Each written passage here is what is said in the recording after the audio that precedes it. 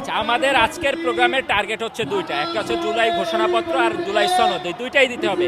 আপনারা জানেন যে রাজনৈতিক দলগুলোর সাথে আলোচনার ভিত্তিতে যে ঐক্যমত কমিশন যে প্রপোজালটা দিচ্ছে সেটা জুলাই সনদ, কিন্তু জুলাই ঘোষণাপত্রও লাগবে এটার সাথে, যেটার ভিত্তিতে একটা লিগ্যাল গ্রাউন্ড তৈরি হবে এটার। কিন্তু আপনারা জানেন যে এখন পর্যন্ত এই ব্যাপারে কোনো সুস্পষ্ট রূপরেখা সরকারের তরফ থেকে পাওয়া যাচ্ছে না। এই সরকার ক্ষমতায় আসীন হয়েছে তিনটা জিনিসের, একটা হলো বিচার, সংস্কার আর নির্বাচন। যদি এই সংস্কার প্রক্রিয়া, বিচার এবং নির্বাচনের সুস্পষ্ট রূপরেখা দিতে তারা ব্যর্থ হয় বা না পারে, এবং এই বিপ্লবের বা ৩৬শে জুলাইয়ের যে মূল দাবি যে একটা ঘোষণাপত্র লাগবে সেইটাও যদি দিতে ব্যর্থ হয়, আমরা মনে করি এই সরকারের আর ক্ষমতায় থাকার কোনো বৈধতা নাই। তাদের ক্ষমতা ছেড়ে দেওয়া উচিত এবং তার সেফ এক্সিট হিসাবে তারা ডিসেম্বরে ইলেকশন দিয়ে দেয়। আর যদি তারা মনে করে যে তারা ঘোষণাপত্র দিতে চায়, তাইলে সেটা ৩৬শে জুলাইয়ের মধ্যেই তারা আমাদের দিয়ে দেয়। এই জন্য এ ব্যাপারে আমরা একটা সুস্পষ্ট রূপরেখা চাই।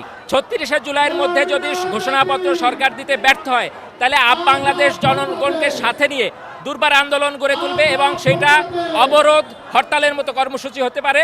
আমরা সেটা বসে আমরা ৩৬শে জুলাই পর্যন্ত অপেক্ষা করব।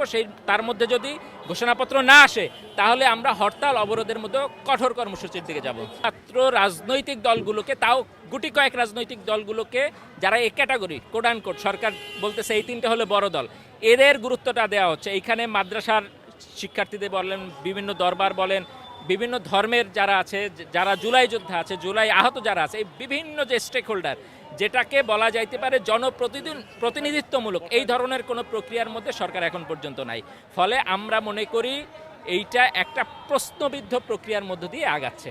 মানুষ মেনে নেওয়ার জন্য একটা পলিসি সরকারের তরফ থেকে হইতে হবে। এই ডায়লগটা শুধুমাত্র পলিটিক্যাল দলগুলো না, অন্যান্য যারা স্টেক হোল্ডার আছে, যারা অভ্যুত্থানের শক্তি এবং বাংলাদেশের বিভিন্ন সেক্টর জনগণের যারা প্রতিনিধিত্ব করে, তাদের সাথে আলাপ করে তাদেরকে আমলে নিয়ে এই কাজটা আগায় নিতে হবে। যদি সেটা না হয়, আলটিমেটলি এইটা নিয়ে আবার কিছুদিন পরে প্রশ্ন উঠবে এবং এটার একটা লিগ্যাল গ্রাউন্ড তৈরি করতে হবে। সেটার জন্য একটা ঘোষণাপত্রও লাগবে। সেইটা না দিয়ে যদি এই ধরনের ওই যে ছেলে খেলার মতো একটা আলাপ করা হয়, তাহলে এটা কোনো ফলপ্রসূ জায়গায় যাবে না।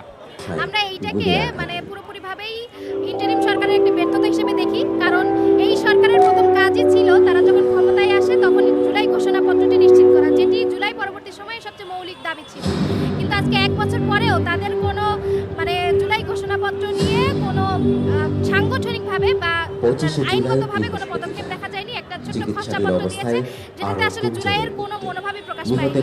এবং আমরা এটাকে পুরোপুরিভাবেই সরকারের ব্যর্থতা হিসেবে দেখি। এবং আজকে আমরা যে আয়োজনটি করেছি জুলাই ঘোষণাপত্র ও সনদ নিয়ে, এটি আসলে খুব আনন্দিত একটি আয়োজন, এরকম কিছু না। এই আয়োজনটা আসলে সরকারের জন্য লজ্জাজনক হওয়া উচিত যে জুলাইয়ের পরে গিয়েও আমাদেরকে আন্দোলন করে বা জনসমায়েত করে জুলাই ঘোষণাপত্র এবং সনদের দাবি জানাতে হচ্ছে। এটি সরকারের জন্য আসলে লজ্জাজনক। সরকার যেভাবে কাজ আগাচ্ছে বা জুলাই ঘোষণাপত্র নিয়ে কাজ করছে, তাতে আমরা আসলে খুব বেশি আশাবাদী না যে তারা ৩৬ জুলাইয়ের ভিতরে করবে। আর 1 বছর হয়ে গেছে, আপনারা দেখতে পারবেন যে খসড়াপত্রটি দিয়েছে তাতে আসলে জুলাইয়ের কোনো মনোভাবই পরিপূর্ণভাবে প্রকাশ পায়নি। এখানে মাত্র এই ৪-৫ দিনের ভিতরে তারা আসলে কতটুকু জুলাইকে ধারণ করে ঘোষণাপত্র দিতে পারবে, এটি আসলে আমরা খুব বেশি আশাবাদী নই। তবুও আমরা সরকারকে এই ৪-৫ দিন টাইম দিতে চাই এবং আমরা আশা করব যে সরকার একটি গ্রহণযোগ্য এবং সমস্ত স্টেক হোল্ডারদের আশা এবং আশার প্রতিফলন ঘটিয়ে একটি ঘোষণাপত্র প্রদান করবে। এখনো পর্যন্ত আপনি দেখবেন যে শহীদ পরিবারের অংশগ্রহণের কথাটা বাদই দিলাম, এখনো পর্যন্ত নিশ্চিতভাবে সরকারি গ্যাজেটে ৮০০ প্লাস শহীদের কথা উল্লেখ আছে, যেখানে আমরা সাধারণ মানুষের জানে যে এই সংখ্যাটা প্রায় ১,৫০০ বা ২,০০০-এর। তো সরকার যেখানে আপনার মৃত্যুর সংখ্যাটাই নিশ্চিত করে বলতে পারেনি, সেখানে শহীদদের কন্ট্রিবিউশন করবে, এইটা আসলে হাস্যজনক একটি বিষয়। তারা কন্ট্রিবিউশন করতে পারেনি। আর সংস্কারের যে বিষয়টি, সংস্কার আসলে বাংলাদেশে কতটুকু হচ্ছে সেটা আপনি চারিদিকে দেখলেই বুঝতে পারবেন। না পুলিশ সংস্কার হয়েছে, না বিচার ব্যবস্থার সংস্কার হয়েছে, না নির্বাচনের ব্যবস্থার কোনো সংস্কার হয়েছে। সংস্কার জিনিসটা এখন শুধুমাত্র বুলির ভেতরেই আটকে আছে। সংস্কার আসলে কোনো দিক থেকেই হয়নি। জুলাইয়ের প্রতিনিধিত্ব করে, শহীদদের প্রতিনিধিত্ব করে এমন যাকে বসাইছি, সে 1 বছর গেল কিন্তু আমাদের প্রতিনিধিত্ব আসলে তিনি করে নাই। শহীদদের যে রক্তে মারিয়ে তিনি ক্ষমতায় বসছে, সে রক্তকে তিনি ওন করতে পারে নাই। তাদের যে স্পিরিটটা ওন করতে পারে নাই এখনো। তার ফলশ্রুতিতে আমরা মনে করি তিনি সনদের গুরুত্ব বা ঘোষণাপত্রের গুরুত্ব এখনো বুঝতে পারে নাই। এটা প্রত্যেক শহীদ এবং আহত সহ আমরা যারা জুলাই যোদ্ধা প্রত্যেকের জন্য ব্যর্থতা।